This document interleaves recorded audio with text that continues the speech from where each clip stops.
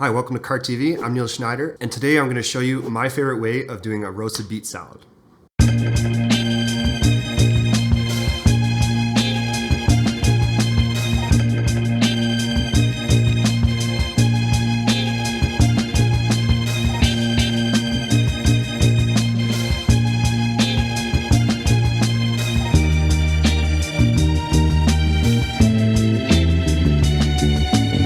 So first things first, what we want to do is we want to preset our oven to about 375 to 400 degrees.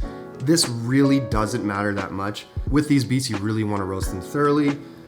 If they go a little bit over, it's not the end of the world. They still have their skin on, they're really retaining their moisture. So what I like to do with a beet when I'm roasting it, I actually just kind of go in with my paring knife. Let's get started.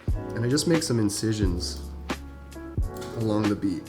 And this just kind of speeds up the cooking process. If you're not comfortable using a knife on the beet, you can just wrap it and cook it for a little longer. That's just fine as well. So I'm gonna make a couple incisions here. And then what I'm gonna do is I'm gonna grab my tin foil and I'm just gonna wrap the entire beet. Now, if you're doing more than one or two, you can actually just wrap the entire tray of beets. I like to do this because it's just kind of an easier method. So we're gonna throw it in the oven and roast it for an hour.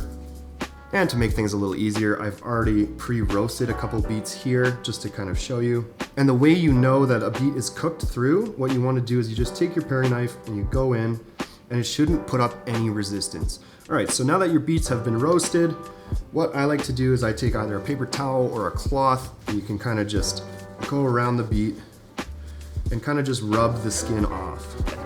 Now that's also a telltale sign that your beets are done. If you can peel them easily. If they're hard to peel, then you're definitely gonna need to put them in the oven for longer. Now some of these little tricky parts here, especially around the top, you can just kind of cut that off. Clean it up a little bit. All right, so now that you've peeled your beets, you can cut it into any shape or size you wish. I like to kind of just cut them into little wedges. Again, if you skewer the beet in a certain way, then it might kind of fall apart as you're cutting them. We'll just do nice big chunks today. You can throw them in the fridge for later whenever you're ready to make your salad, or you can use them right away. But for now, what we're gonna do is we're gonna put them to the side. We're gonna move on to the salad dressing. So I'm gonna take 2 cloves of garlic here.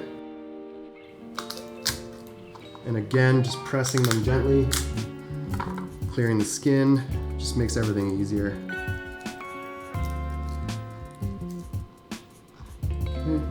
And we're just gonna give these a light little chop here.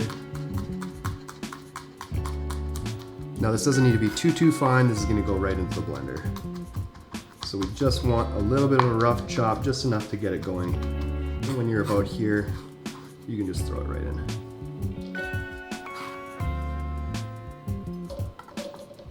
So we're gonna add in a little bit of honey, about a tablespoon, about a teaspoon of mustard, some black pepper, a little pinch of salt. And unlike our last vinaigrette, this is not a 1-to-1 ratio. Today we're gonna be using red wine vinegar. You can also use sherry vinegar as well, but this ratio is a 2-to-1. So we're gonna go 1 part vinegar. Okay. And then we're gonna go 2 parts extra virgin olive oil. All right, so now that you've got your ingredients into the blender, we're just gonna throw it on here. And again, like last episode, we're just gonna do a little quick pulse here, just to make sure everything's emulsified.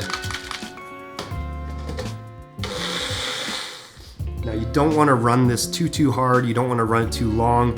What can happen is you can actually split your emulsion. So you just wanna do gentle pulses, a little bit at a time, just until everything's broken down and integrated into the vinaigrette. All right, so now that you've made your vinaigrette, we're gonna put that to the side as well. And today I've also got some toasted walnuts, a little bit of goat cheese. I like to keep it into the package, it gets a little messy. And then I've also got some baby arugula here as well. So first things first, what we're gonna do is we're gonna grab our beets that we processed earlier here, and we're gonna add in just enough for the salad. just a nice amount of arugula to contrast it. And then we're gonna add in our vinaigrette.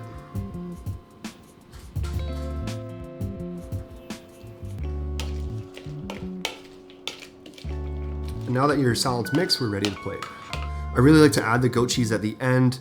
It really is soft. It kind of gets overworked if it's thrown into the salad too early, so I like to just sprinkle it on top.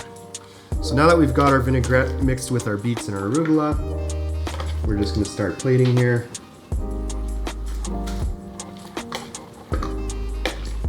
Make sure we have a healthy amount of beets. Then we'll add our goat cheese. You can use a knife or a fork. This can get pretty messy, so you don't always need to use your hands with everything, but add a little on top. Just into nice little balls of goat cheese there.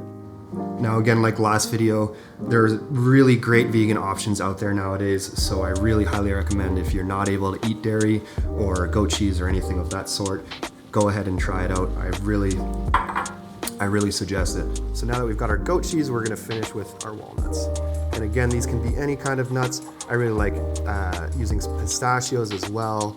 I really like to use pecans and almonds too. Thanks for tuning into KartTV. I'm Nils Schneider, and this is my favorite way of doing a roasted beet salad.